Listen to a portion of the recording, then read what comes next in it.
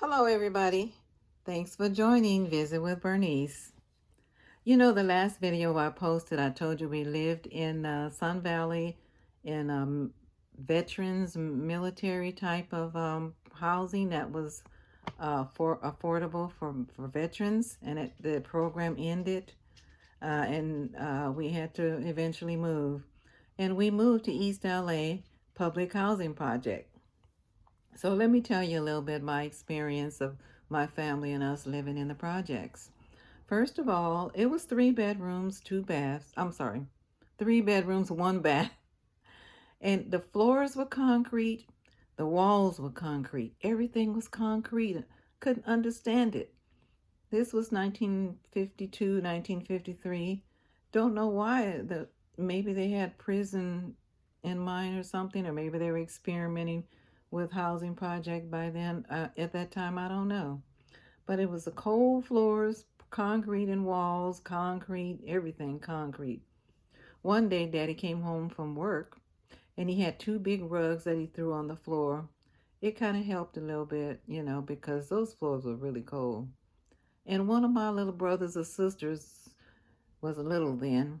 They fell down them old concrete steps. It was a 2-story, 3 bedrooms and a bath upstairs and the living room kitchen downstairs. And they came tumbling down them old cold concrete steps.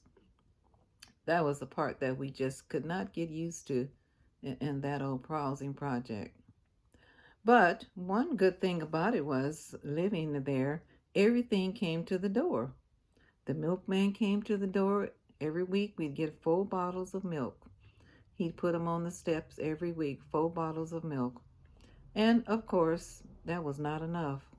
Because when we first moved there, it was 4 of us kids. But by the time our stay ended, it was 7 kids.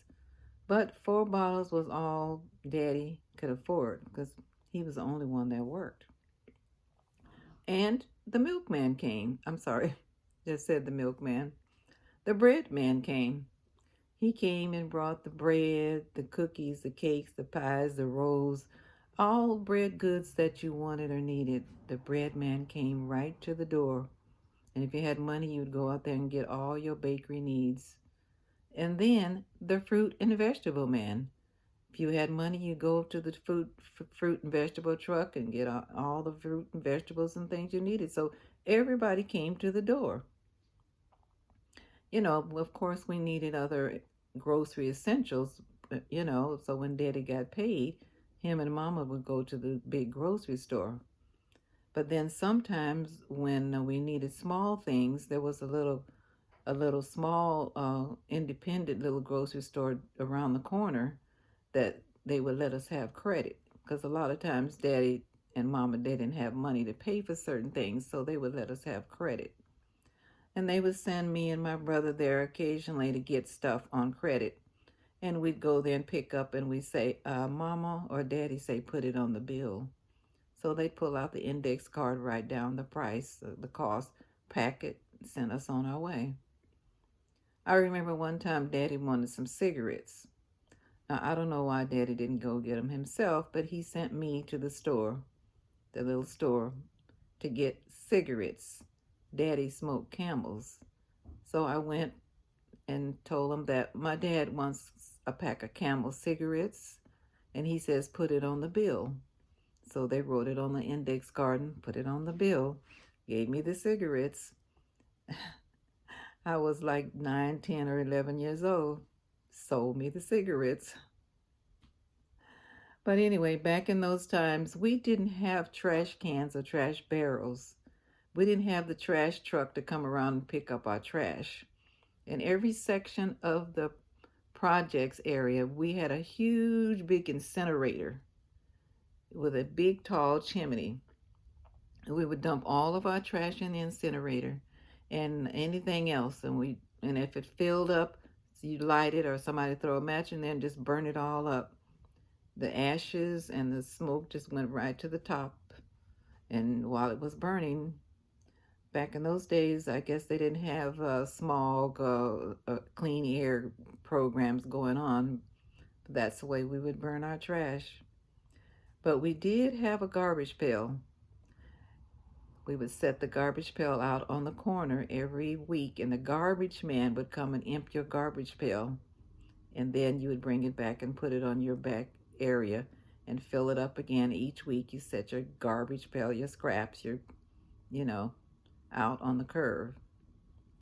Also, we had in the school that we went to, it was only a couple of blocks away. We had what you call catechism, and that's when they would teach us Bible stories. They sent home a little permission slip if the parents would sign permission for us to go, or if we wanted to go, mom would sign it or dad would sign it. And on Fridays, the kids that signed up to go, we would walk down a block or so to this chapel, a little church, and they would teach us Bible stories. And after that, they would give us a little card with Jesus on the front, a little Bible scripture, and a little short story in the back. That was called catechism back in those days. It was religion in public school that was pretty much okay. But these days, if you want religion or talk about Bible and Jesus and God, you'd have to go to a Catholic church or either a religion school, a Christian school. But those are some of the experiences that I had living in the public housing project. I remember I had a little birthday party again, and so the neighbors came, the kids, and we had a little cake and ice cream.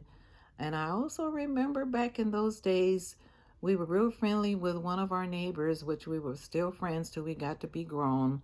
When we needed something, like mom was cooking or we needed something, we'd go next door, see if we could get a couple of eggs, bread, sugar, flour, whatever. And if they had it, they would send it over. And they would do the same with us. And when mom and dad went to the grocery store, we repay them back for what we borrowed. So we would borrow back and forth, and that's the way it was back in those times. But this is just a little short story, a little short time of my experience living in public housing in the 50s. Me being the oldest, when we finally left there, it was 7 kids. And I think I mentioned on my last video that I had to babysit and stay home from school to take care of before we moved, the last little sister that we had. I had to stay home and babysit to take care of my brothers and sisters while mama was in the hospital having that baby. Daddy had to go to work. Since I was the oldest, I had to stay home 3 days, because in those days when you had a baby, they kept you in the hospital for 3 days. But these are just a little memories that I'm just sharing with you guys, living in the 50s in the public housing projects. And I'm going to end it there. But I'll be back with another story. Hope you join me. And thank you so much for supporting me. Please subscribe, give me a thumbs up, and give me a comment. I would appreciate it so much. Until I come back again, God bless us all. Bye-bye.